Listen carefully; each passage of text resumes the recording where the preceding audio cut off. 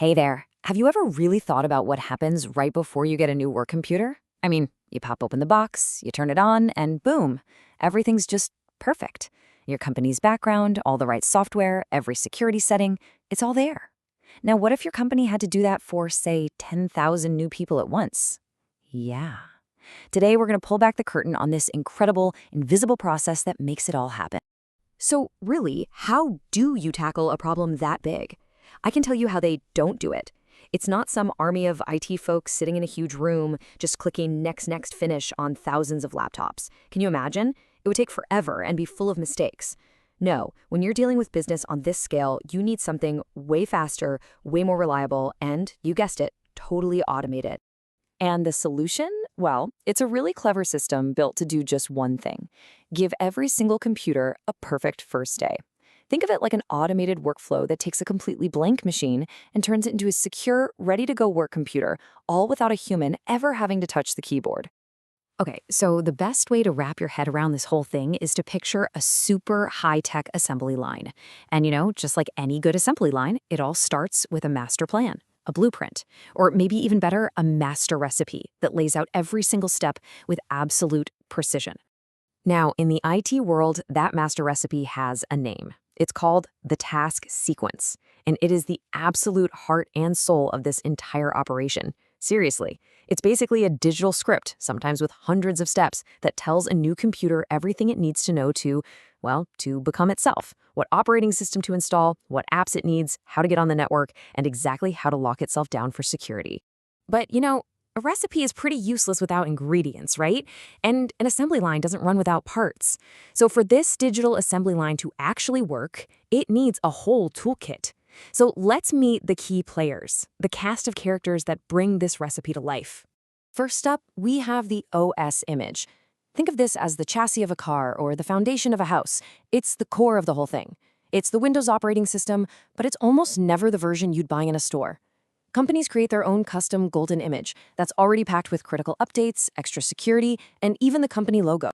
Okay, so where does the computer get this foundation and all the other parts it needs? Well, from something called a distribution point. The easiest way to think about this is like a local parts warehouse, strategically placed right there on the company's network.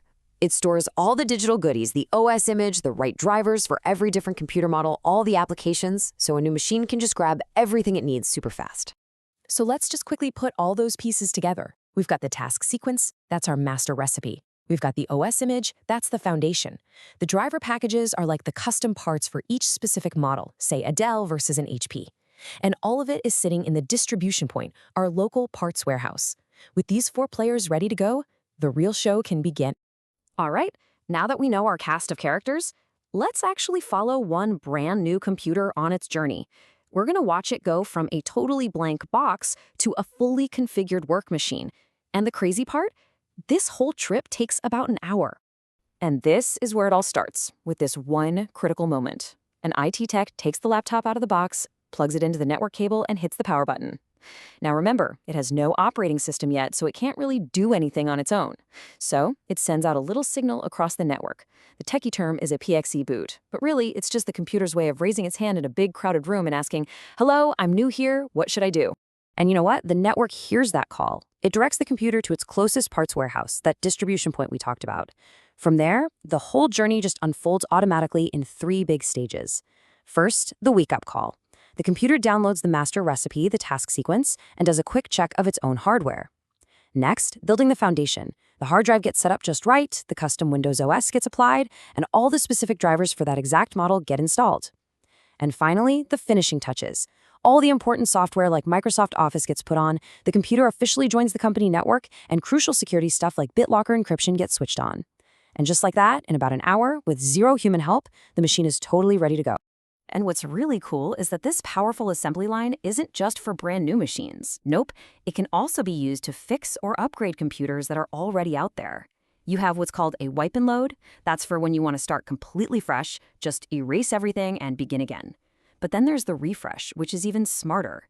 It carefully saves all of a user's files and settings, installs a fresh new operating system, and then puts all their personal stuff right back where it was. Pretty neat, huh? Okay, so this all sounds amazing. Almost like magic.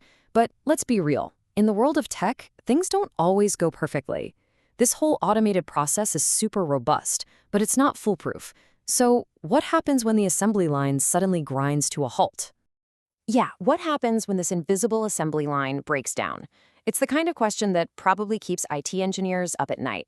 I mean, with so many moving parts, the network, the servers, the hardware, that software recipe itself, just one little hiccup can break the entire chain.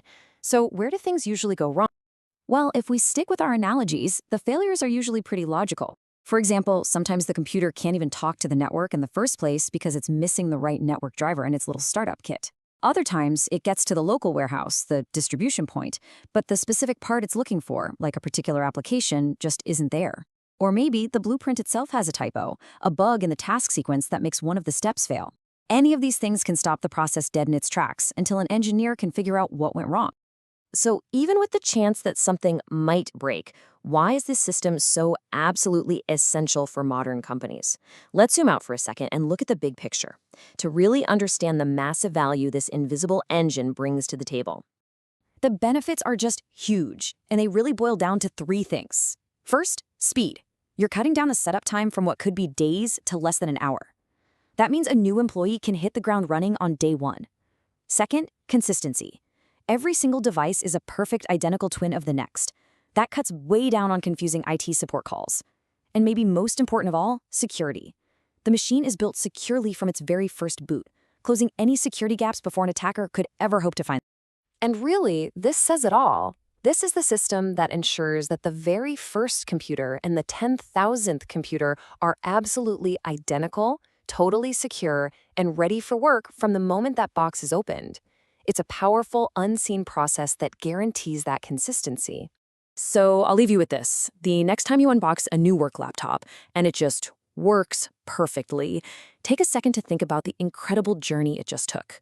Will you maybe wonder about that invisible assembly line, that master recipe, and that whole complex engine that was working behind the scenes to build that device just for you?